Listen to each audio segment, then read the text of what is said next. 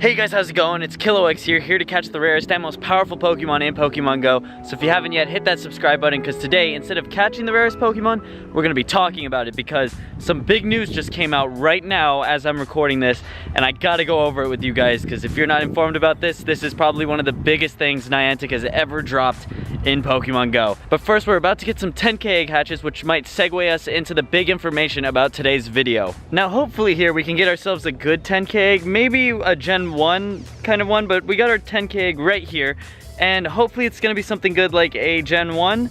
Okay, it's Bagon. I'm actually really happy with that. I need those Bagon candies. Anyways, 32, that's one of the best ones, and it's a Wonder HP and exceeds. So some pretty good stats there. Now we're at 162 Bagon candies, which is just amazing, but here we go, 10K egg number 2. We got Porygon, okay. You know, I'm not way too happy with Porygon, but at the same time, we're at 351 candies, which leads us open to get another Porygon 2, which I'm always happy for. Stats are decent at least, but I'm gonna keep them because this segues into what I'm gonna be talking about, which is about Gen 1 specifically, because we got some big news up ahead. Now, this event could be potentially really huge because they added so many new things in this that, you know, it could be game-changing, because basically what Niantic added was every single Gen 1 and Gen 2 Pokemon.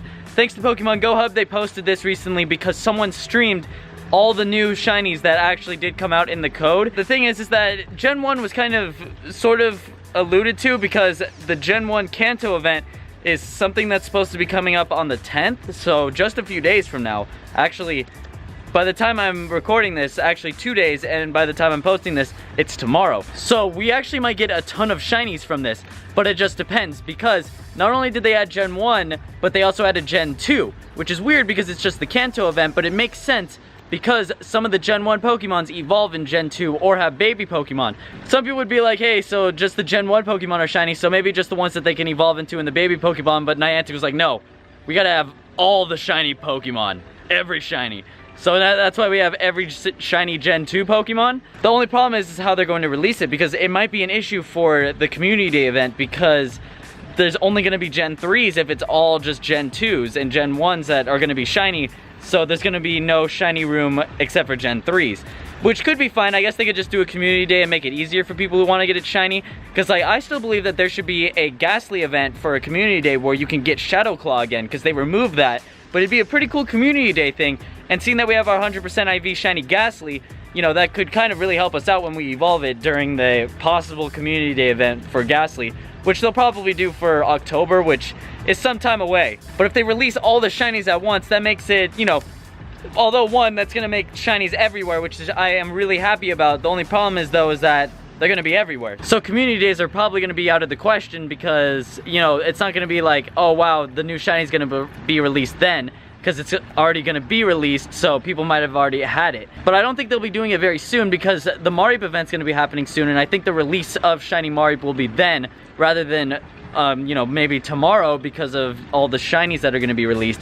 So I think it's just gonna be the evolutions and the babies of Gen 2 that are gonna be released, even though some of the Gen 2 babies are already out, like Togepi and Togetic, and some of them have already been in the code before this big outbreak, which was Igglybuff and Cleffa. So that begs the question of when they're gonna drop the Gen 2 shinies. So I think maybe they might drop all Gen 1 shinies. I'm not completely for sure about that. I think only maybe a majority of them, not all of them at least, because, you know, that's a lot to be released. 151, that's also including legendaries Mewtwo and Mew, which I don't expect they will be shiny, but still, that's quite a lot of shiny Pokemon that can be released. I don't think that every Gen 1 shiny is going to be out.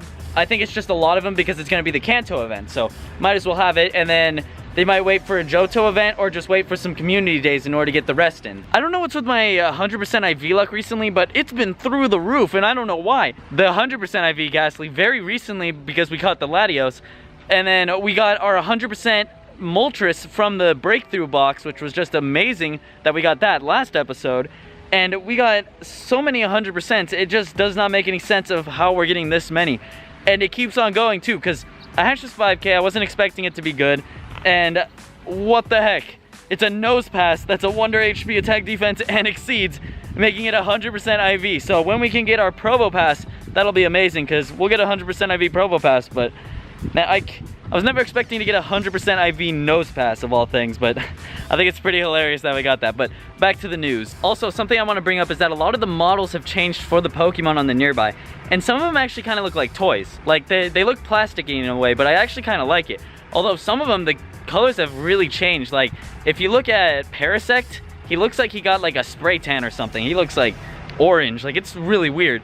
But I kind of do like it at the same time. Some of them do look a little bit odd, but at the same time, not a lot of them look like they changed. Like if you look at Grimer or Muck, they don't look like they changed too much. So yeah, I just wanted to bring that up because they did change a lot of the models in the game just to go along with the shiny thing, which they usually do, like how Magikarp and Gyarados changed when their shinies came out. So that's what they've just been doing with the Gen 1s. Thanks to the article by Pokemon Go Hub, they actually said all the shinies that are actually in the game, thanks to screenshots because of a stream that happened, and it's pretty insane. Like all the shinies that are in the game, they posted pictures of screenshots of every single shiny that's in it saying shiny leaks, and oh my gosh, it's amazing. Like they have pretty much every single one as I see here, and also all the Gen 2 ones as well, which is going to be something pretty tough to do because that means there's going to be a lot of shiny Pokemon that are possible to actually get in the game, and that leads to some situations as well because as I could see here, I'm not sure if it's in any of the screenshots. I don't think I see it,